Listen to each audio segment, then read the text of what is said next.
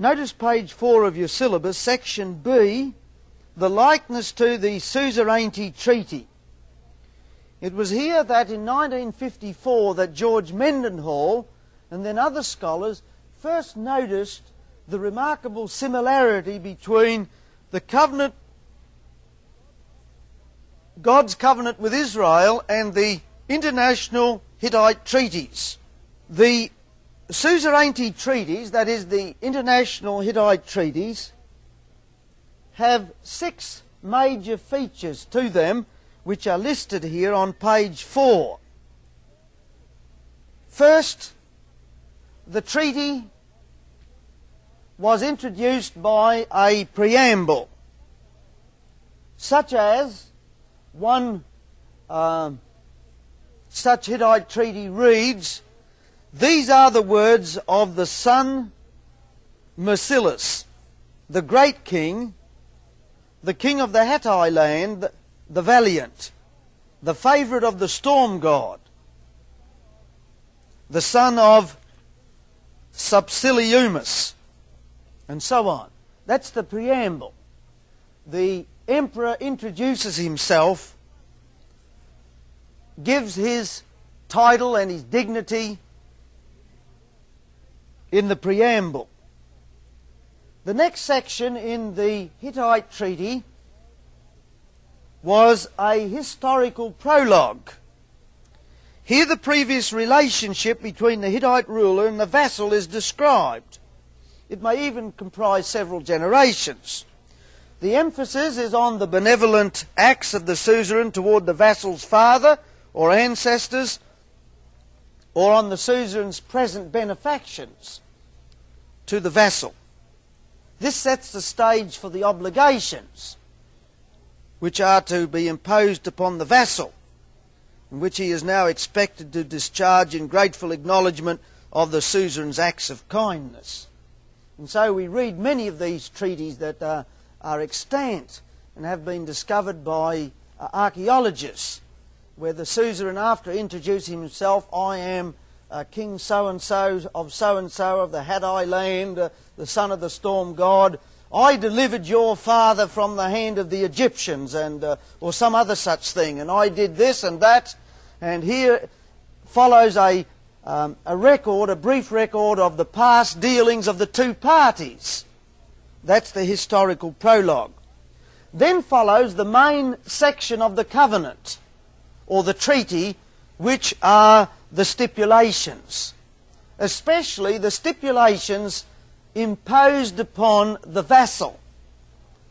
Now the suzerain will outline, in view of the fact that he is a vassal under the great emperor, and the emperor has been very kind to him, usually in the sense of conquering him, but it was always expressed in the terms of kindness and great benefactions on the part of the emperor. Now comes the stipulations as to the way the vassal king was to behave, especially toward the emperor. There are some interesting stipulations there.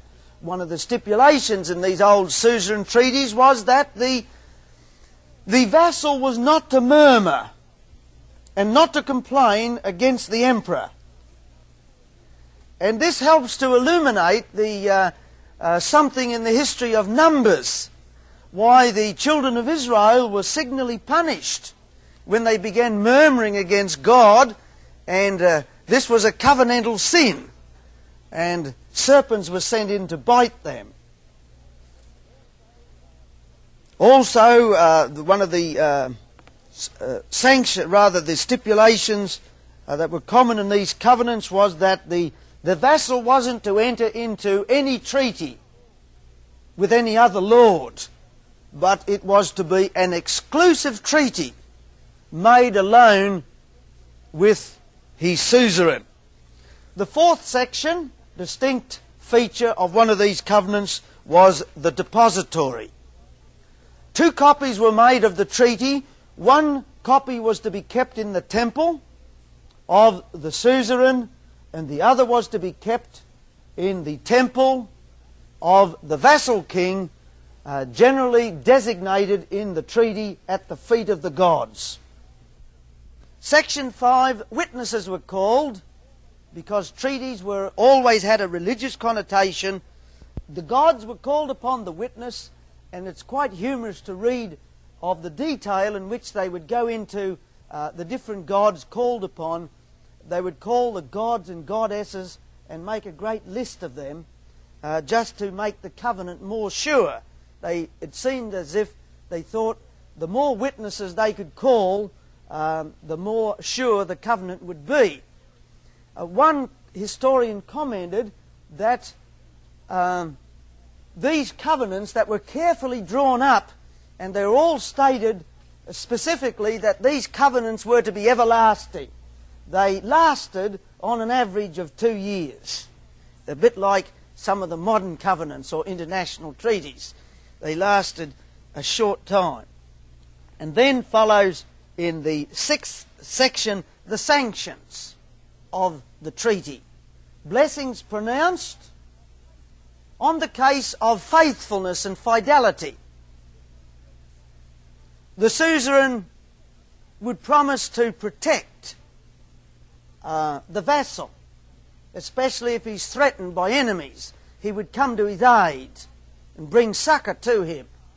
And then there were terrible curses pronounced, not only upon the vassal himself, but upon all that were his and sundry, would share a like fate with him.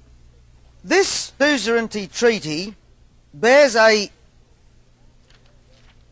remarkable resemblance to the covenant that God made with his people at Sinai. For instance, Exodus 19 to 24, you have there, in those 5 chapters, the outlines of a suzerainty treaty. You have just the broad outlines. For instance, Exodus 19 presents the historical introduction, which stresses the grace of God in his dealings with the Israelites. Exodus 20, there are the stipulations, that is, the 10 Commandments are spelled out. God spells out specifically the way Israel is expected to behave in obedience to the great suzerain. Then in chapters 23, verse 33, there are a series of promises and threats. And chapter 24 describes how the covenant is ratified in a blood sacrifice and a covenantal meal. And also you read of how the treaty between God and Israel is to be kept in the tabernacle, in the sanctuary, in the ark, between the cherubim. But especially the covenant or the treaty, Hittite treaty likeness comes to view in Exodus 20. And we will notice here some of the features. So turn to Exodus 20 and we'll look at the covenant or the treaty likeness. And what has been pointed out first by Mendenhall and now by almost all covenantal scholars in the last few years agree with the great covenantal or treaty likeness in Exodus chapter 20. And the Lord spake all these words, saying, I am the Lord thy God. Now there is the preamble, a very short one, but unmistakably like the Hittite preamble. The king introduces himself. Then follows the historical prologue. It's brief, but it's still there. Which hath brought thee up out of the land of Egypt. The stipulations then follow the most important section. These are the 10 Commandments, which are called the words of the covenant. These oath-bound stipulations are often referred to as the testimony. I think we ought to look at a couple of scriptures here. Turn to Exodus 34, 27 to 29. We look at 2 scriptures because we should notice especially the stipulations that God imposed upon Israel in this covenant relationship. Exodus 34:27 to 29, and the Lord said unto Moses, Write thou these words, for after the tenor of these words have I made a covenant with thee and with Israel. And he was with the Lord 40 days and 40 nights. He did neither eat bread nor drink water. And he wrote upon the tables the words of the covenant, the 10 commandments. The Hebrew reads the 10 words. So the words of the covenant, the 10 words, or we could read the terms of the covenant, or the stipulations. Now verse 29, and it came to pass when Moses came down from Mount Sinai with the 2 tables of testimony in Moses' hand. It's a very important Hebrew word here, and the covenantal word is the Hebrew word for testimony is the word edut. That's transliterated into the Hebrew. Some write it as eduth. The eduth. Now, this word edut,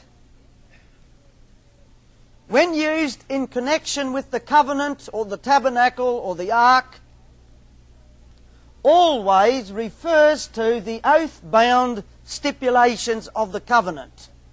The eduth are those 10 words or the stipulation. And so they're often called the testimony or the eduth. And the eduth or the testimony was placed in the ark, so the ark was called the Ark of the Testimony. That is the Ark of the Edut. And that was placed in the tabernacle, so the tabernacle is called the Tabernacle of the Testimony or the Tabernacle of the Edut. The Jewish translation of the Bible, the recent Jewish translation, actually translates this word pact. The word edut is consistently translated by pact. And I notice Hillers, a scholar, agrees that that's a good translation of the word edut. In other words, the very substance of the treaty, the very substance of the pact is here expressed in the edut. All right, that's the stipulations of the covenant. Now, the covenantal blessings and cursings are interspersed in Exodus 20 among the stipulations. Finally, the covenant was deposited in the sacred ark and kept in the most holy place of the tabernacle. Consequently, the ark is called the Ark of the Covenant, and the tabernacle itself is called the Tabernacle of the Testimony. That's an expression that's used once in the New Testament. Revelation 15 and verse 5. Quite an interesting scripture referring back to the Old Testament. However, the covenantal formula, or the treaty formula, appears clearest of all in the book of Deuteronomy. 40 years after the covenant at Sinai, the covenant was renewed as Israel stood on the plains of Moab, poised to enter the promised land. Immediately before the death of Moses, we have the repetition of the covenant. And it was a few years ago that these scholars were able to look at the book of Deuteronomy and see that the whole book was an elaborate treaty document. If you're interested in a good book on the book of Deuteronomy in the light of the covenant, I would recommend the book by Westminster scholar Meredith Kline, published by Erdmans, and it's called The Treaty of the Great King. And there he outlines the book of Deuteronomy as following the classical Hittite treaty, namely the first 15 verses of Deuteronomy are the preamble. God introduces himself as the God of Abraham, Isaac and Jacob and so on. Then from chapter 1 verse 15 through to the end of chapter 4 is the historical prologue. God gives the record of his past dealings with Israel, how he brought them out of the land of Egypt and how he was gracious to them and how he bore them on eagle's wings and how he led them through the wilderness. Then chapter 5 begins the stipulations. First the repetition of the 10 Commandments, and then the statutes and judgments elaborated clear through to the end of chapter 27. Are all the stipulations of the covenant spelled out. Then there's a large section given in Deuteronomy to the sanctions. Beginning in chapter 28 of Deuteronomy, you read of the covenant curses and the covenant blessings. In fact, they come in handfuls in Deuteronomy chapter 28 and chapter 29. These are the blessings if you obey. And then they're all spelled out. The Lord will make you the head and not the tail, and you'll be rich and prosperous, and no nation will ever stand before you, and one will chase 1,000, and 2 of you will put 10,000 to flight. And all these glorious promises if Israel obeys the covenant and keeps the stipulations. And then follow the terrible curses. They would suffer poverty and hunger and thirst, and the heaven over them would be brass, and they'd cry unto God, and there would be no answer, and God would utterly forsake them, and they would be a derision among the nations, and they would be scoffed at, and they would be few in number, and finally they would be utterly destroyed, and the land would be ravaged by wild beasts, and so on. Now I mention this because it is significant when we come to the prophets. Some of these curses mentioned in Deuteronomy. Then there's the witnesses in Deuteronomy, in that covenant record. Near the end of the book, I call upon heaven and earth to witness this day. So there you have the covenantal witnesses, and then the provision made for the depository of the treaty in the ark of the tabernacle, and to be brought forth and read periodically. All right, so much for the suzerainty treaty. Page 4, near the end, the other special features of this covenant between God and Israel. It was also likened to a marriage contract. Now the word marriage is not mentioned by word in Exodus, in the making of this covenant, but there is language there that clearly implies marriage. In fact, when you go to Jeremiah 31, verse 31, the Lord refers to this covenant at Sinai, and he says, I was an husband to them. So it is likened to a marriage covenant as well as to a suzerainty covenant. And we can use the 2 illustrations here. Both of them are illuminating. Leon Morris points out, from, I think he quotes some other scholar, how that when Israel stood at Sinai, she was like a bride taking her wedding vow. All that the Lord hath spoken, we will do, and be obedient. I say like an ancient bride, not like a modern bride. But 3 times you have in that record Israel solemnly taking the vow that a scholar likens to a wedding ceremony. All that the Lord hath spoken, we will do. Right there in the words of the covenant, the Lord said he is a jealous God, and that is well recognized as a word pertaining especially to the marriage relation. And so this covenant is one that demands an exclusive fellowship. God's people are to love God devotedly in an exclusive type of fellowship. The covenant, point 2, is ratified by blood, a sacrificial animal, and a sacral meal. The leaders of Israel, the representatives, went up on the Holy Mount, we find in Exodus 24, and participated in a sacral meal. So both offering of sacrifices and eating a meal is not uncommon in the making of a covenant.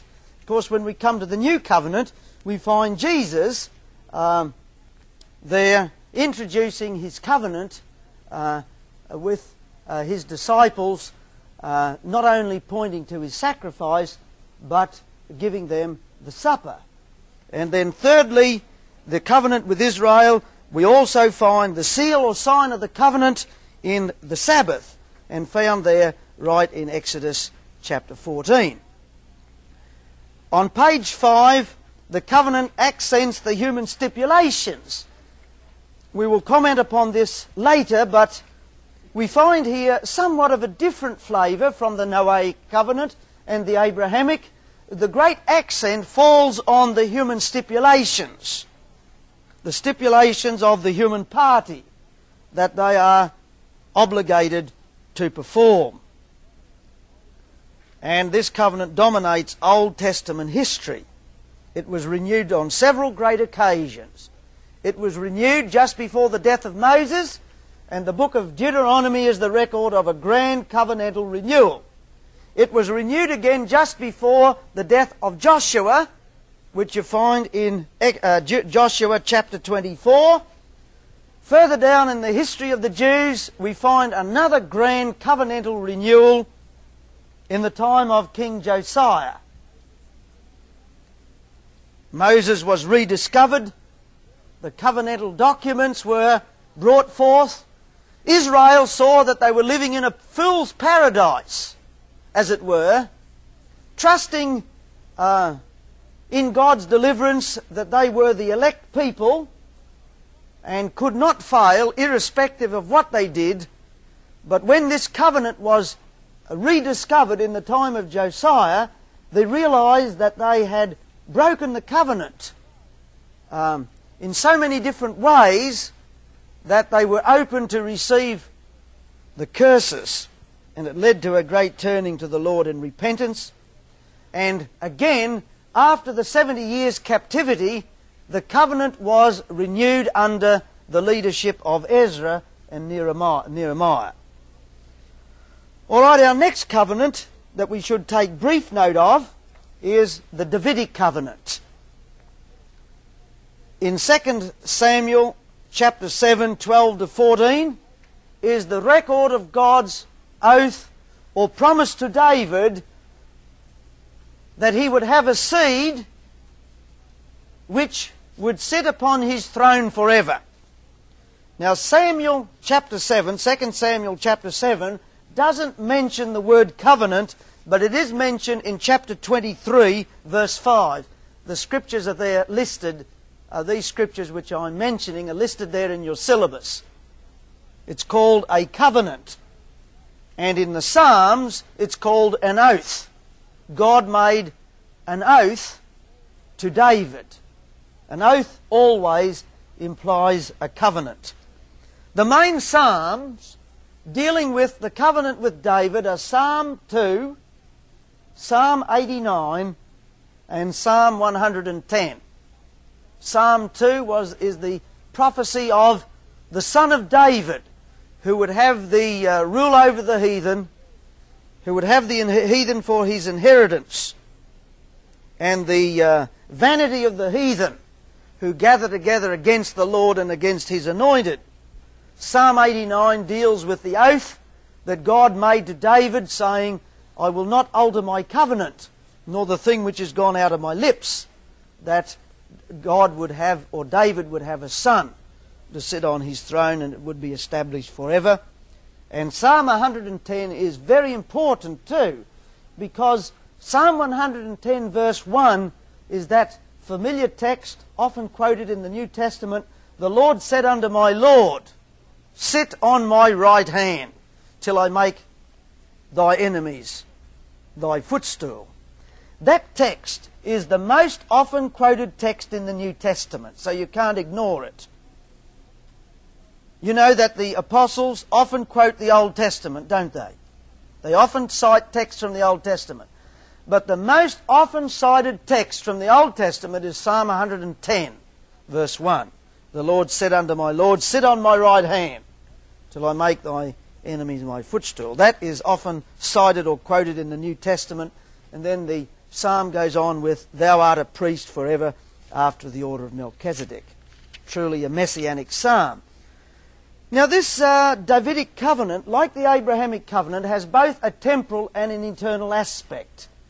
First, as to Abraham, it had promised an immediate son. So it was with David. He was promised a son, Solomon, who would succeed him.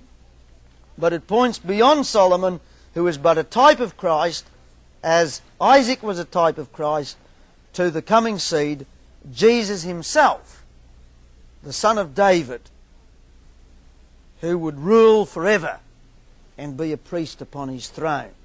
And finally, we just take brief note of the new covenant, especially as introduced in the Old Testament. Turn to Jeremiah 31. We should briefly notice the context of the new covenant prophecy. Now, we must bear in mind that the prophecy of the new covenant was given in the context of the 70 years Babylonish captivity. Israel had broken the covenant.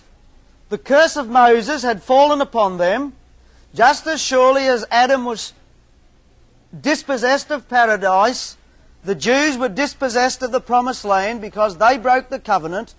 The temple was destroyed. The people were scattered. They were taken captive to Babylon, no longer to enjoy the covenantal blessings. Although judgment had fallen upon the Jews, God did not leave them without a ray of hope. He still gave them something to illuminate the future. This was not the full end. There was still a glorious future ahead. Jeremiah 31 verse 31, "Behold, the days come, saith the Lord, that I will make a new covenant with the house of Israel and with the house of Judah, not according to the covenant that I made with their fathers in the land that I took them by the land of Egypt, from the land of Egypt, which my covenant they break, although I was an husband unto them, saith the Lord. But this shall be the covenant that I will make with the house of Israel after those days, saith the Lord. I will put my law in their hearts, in their inward parts, and write it in their hearts, and I will be their God, and they shall be my people." You notice that the covenant here is declared to be made, this new covenant, with Israel. It doesn't say with Gentiles. We will notice later the significance of that. Furthermore, we should notice the context. The whole context of Jeremiah is in the context of restoration from Babylonish captivity. For instance, you go back in verse 11 of the chapter, "For the Lord hath redeemed Jacob, and ransomed him from the hand that was stronger than he. Therefore they shall come and sing in the height of Zion, and shall flow together for the goodness of the Lord. And no more weeping and lamentation. They will come again from the land of the enemy. They will return from Babylon. They will go back to Palestine or to Zion with singing." Now, if I was a Jew living in the 70 years captivity of Babylon, and was one of the Israelites upon whom the curse had fallen, and I read this prophecy of Jeremiah, "Behold, the days come when I make a new covenant with the house of Israel," I would naturally expect that this was speaking of what would happen after the 70 years. You see, Jeremiah speaks of the return from the Babylonish captivity in the context of a new covenant. But Isaiah, from chapter 40 on, speaks of the return from Babylon in the context of a new Exodus. But Ezekiel speaks of it in the terms of a new temple, and they all complement each other. Jeremiah says there'll be a new covenant. In other words, it's not a complete divorce here. It's not a full end of God's purpose with Israel. God hasn't finished yet. Although He's put away His unfaithful wife, there's going to be a new beginning. The book of Hosea is very illustrative of what happened. Hosea was a young man. He married Gomer. But she became unfaithful. She became a harlot. She ended up degraded in a slave market. And there she was being auctioned on the block. Well, who do you think went down and bought her? Well, it was Hosea. He bought her back again. And that's what God was represented as doing with His unfaithful wife. Israel was His wife. God had blessed Israel, given her great dignity and status among the nations. But she'd become a harlot. That's the term that in which the prophets describe Israel's sin. And so God puts away His unfaithful wife. He sends her down to Babylon. And now she's degraded. She's lost all her beauty, as it were. And she's just like Gomer down there. At the end of the 70 years, God says there will be a new beginning. There'll be, as it were, a renewed covenant. So Jeremiah speaks of this new beginning in the context of a new covenant. Isaiah speaks of it in the term of a new Exodus. Not the drying up of the Red Sea, but the drying up of the river Euphrates. And Ezekiel speaks of it in terms of, that is the restoration, in the terms of a new temple. But however, the prophets have this habit of mingling the local historical situation, and they always look beyond the local historical to see the larger dimension. And of course, we as Christians now know in the light of the Christ event that this promise of a new covenant, this promise of a new Exodus, of a new Passover, we see it all now in the light of the sacrifice of Jesus Christ. And that where it reaches its culminating fulfillment in the great Christ event. But still, if we are to be fair to the context, you can see that the Jew was looking for this to take place at the end of the 70 years. This helps us to understand something important about what is called the New Covenant. The Greek word for New Covenant, which we will see later, is the word kainos. K-A-I-N-O-S. Now the Greeks had two words for covenant. They had the word neos, N-E-O-S, and kainos. But they don't use the word neos, but they use the word kainos. And the word kainos also has in it the connotation of renewal. God's great purpose of salvation goes forward.